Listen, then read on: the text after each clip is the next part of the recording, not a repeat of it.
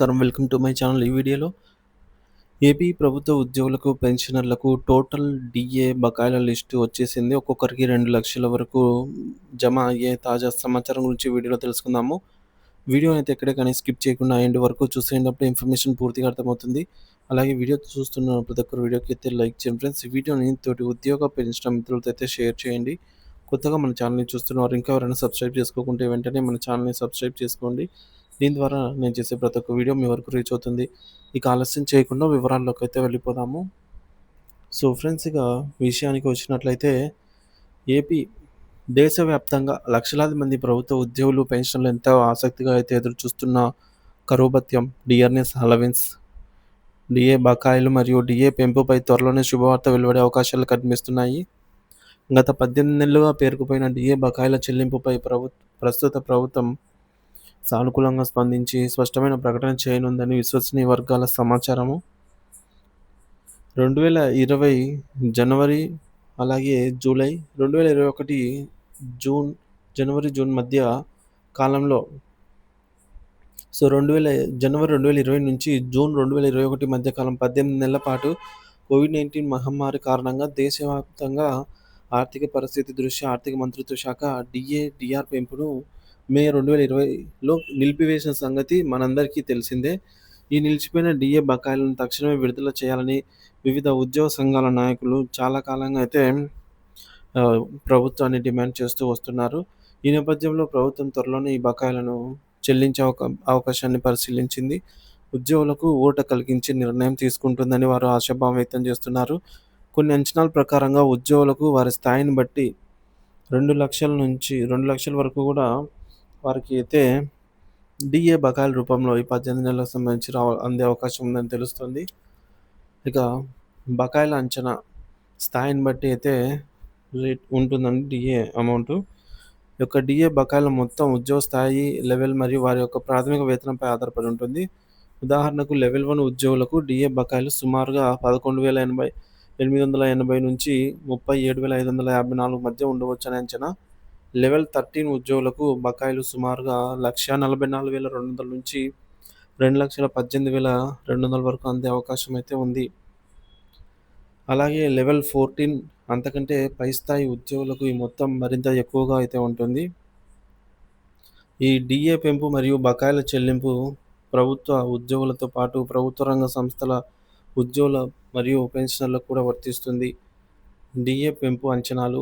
ప్రస్తుతం డిఏ బకాయిలతో పాటు తదుపరి డిఏ పెంపు ఎంత ఉంటుందనే అంశంపైన కూడా ఉద్యోగుల్లో తీవ్ర చర్చ జరుగుతోంది. వాస్తవానికి డిఏ పెరుగుదల అనేది అఖిల భారత వినియోగదారుల ధరల సూచి AICPI-IW all India consumer price index for industrial workers గణాంకాలపై ఆధారపడి ఉంటుంది. మార్చి 2022లో AICPI సూచి గణనీయమైన పెరుగుదల నమోదైంది. దీని ఆధారంగా ప్రభుత్వం డిఏను 3% నుంచి 5% పెంచే అవకాశం ఉందని ఉద్యోగులు అయితే అంచనా వేస్తున్నారు. సో మొత్తానికి ఒకవేళ 5% పెంపుకు కేబినెట్ ఆమోదం తెలిపితే ఉద్యోగుల ప్రస్తుతం డిఏ 34% నుంచి 39% చేరుతుంది. సో మొత్తానికి జీతంపై ప్రభావం. ఈ యొక్క డిఏ పెంపుతో ఉద్యోగుల నెలవారీ జీతంలో పెరుగుదల ఎలా ఉండబోతుందో చూద్దాము. ఒక ఉద్యోగి ప్రాథమిక వేతనం 56,900 అనుకుందాము. ప్రస్తుతం 34% ప్రకారంగా డిఏ ప్రకారంగా నెలకు 19,346 రూపాయలు లభిస్తుంది డిఏ రూపంలో. ఒకవేళ డిఏ 39%కి పెరిగితే సో వారికి నెలకు 22,191 డిఏ అందుతుంది. అంటే నెలవారీ జీతంలో 2,845 రూపాయలు పెరుగుదల అయితే ఉంటుంది. వార్షికంగా చూస్తే ఇది సుమారు 34,140 సంవత్సరానికి. సో అదనపు ప్రయోజనం అయితే చేకూరుతుంది. మొత్తం మీద ప్రభుత్వ ఉద్యోగులు మరియు పెన్షన్లకు డిఏ బకాయిలు మరియు తదుపరి డిఏ పెంపు విషయంలో త్వరలోనే సానుకూల వార్తలు వినే అవకాశం ఉంది. దీనిపై అధికారిక ప్రకటన వెలువడిన తర్వాత మనకు పూర్తిగా అయితే స్పష్టత వస్తుంది. ఈ నిర్ణయం లక్షలాది కుటుంబాలకు ఆర్థికంగా కొంత ఊరటనైతే ఇస్తుందని ఆశించవచ్చు. సో మొత్తానికి ఈ విధంగా చూసుకున్నట్లయితే దేశవ్యాప్తంగా కూడా ఈ 18 నెలలకు సంబంధించి కోవిడ్ కారణంగా డిఎల్ని అయితే ఫ్రీజ్ చేసిన సంగతి మనందరికీ తెలిసిందే. కానీ అప్పటి ద్రవ్యోల్బణం AICPI all Indian price consumer వల్ల చూసుకున్నట్లయితే ఒక 5% వరకు పెరగాల్సి ఉంది. కానీ మనకు ఈ యొక్క అమౌంట్ పెంచలేదన్నమాట. సో, ఈ నేపథ్యంలో జనవరి 2020 నుంచి జూన్ 2021 మధ్య 18 నెలలకు సంబంధించి గూడా ఉద్యోగ పెన్షన్‌లు ఎంతో కాలంగా ప్రభుత్వాన్ని డిమాండ్ చేస్తున్నారనమాట. నిరంతరం ప్రభుత్వాన్నయితే కోరుతూనే ఉన్నారు. ఈ బకాయిలు ఇప్పించండి అని. అలాగే ఉద్యోగ సంఘాలు గూడా ఒకవైపు ఒత్తిడిగా పెంచాయి. మెరుగైన ఆర్థిక పరిస్థితుల నేపథ్యంలో ఈ బకాయిల చెల్లింపు అంశంపై ప్రభుత్వం సానుకూలంగానే ఉన్నట్లు తెలుస్తోందండి ప్రస్తుతానికైతే. సో, ఈ యొక్క 18 నెలల బకాయిలే వారి స్థాయి, ఉద్యోగ స్థాయి లెవెల్‌ని బట్టి ఒక్కొక్కరికి 2,00,000 వరకు కూడా జమ అయ్యే అవకాశం అయితే ఉంది. సో, ఈ నిర్ణయం కోసమే ప్రభుత్వం నిర్ణయం కోసం ఉద్యోగులైతే ఆసక్తిగా ఎదురు చూస్తూ ఉన్నారు.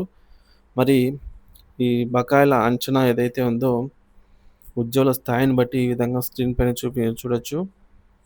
సో, ఈ ఈ యొక్క అఖిల భారత వినియోగదారుల ధరల సూచి ప్రకారంగా అనుగుణంగా ఎప్పటికప్పుడు ప్రతి 6 నెలలకోసారి ప్రభుత్వం డీఏనైతే సవరించాల్సిన బాధ్యత ఎంతైనా ఉంది. సో, మన ఏపీకి చూసుకున్నట్లయితే ఒకవైపు ఏపీలో 3 డీఏలు పెండింగ్‌లో ఉన్నాయి. జనవరి 2024, జూలై 2024 అండ్ జనవరి 2025. సో, ఈ జూలై నెల కంప్లీట్ అయిపోతే 4 డీఏలు అవుతాయన్నమాట. 2024కు మరియు 2025కు సంబంధించి 2 డీఏలు.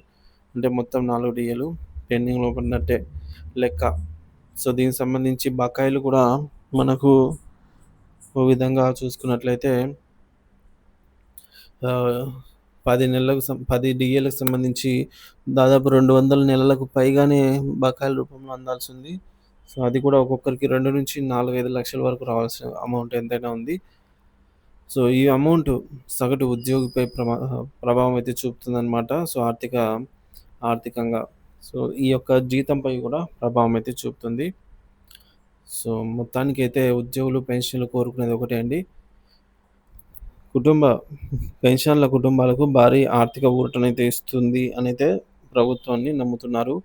సో, పండుగల సీజన్‌కు ముందే ఈ నిర్ణయం వెలువడవచ్చు అనే అంచనాలున్నాయి. సో, కాబట్టి వారి కొనుగోలు శక్తిని పెంచి పరోక్షంగా ఆర్థిక వ్యవస్థను కూడా ఉత్తేజాన్ని ఇస్తుందని నిపుణులు భావిస్తూ ఉన్నారు. మొత్తానికి డీఏ పెంపు అనేది ఉద్యోగ పెన్షన్‌లకు ఒక ఆర్థిక ఊరట అని చెప్పవచ్చు. సో, త్వరలోనే మనకు ఒక డీఏ అయినా విడుదల చేసి దాని తాలూకా అరియర్స్‌ని కూడా ప్రభుత్వం విడుదల చేస్తుంది అనైతే సమాచారము. మరి దీనిపై ఎటువంటి అప్డేట్ వచ్చినా సరే మన ఛానల్ ద్వారా వెంటనే అందిస్తాను. Thank you for watching this video.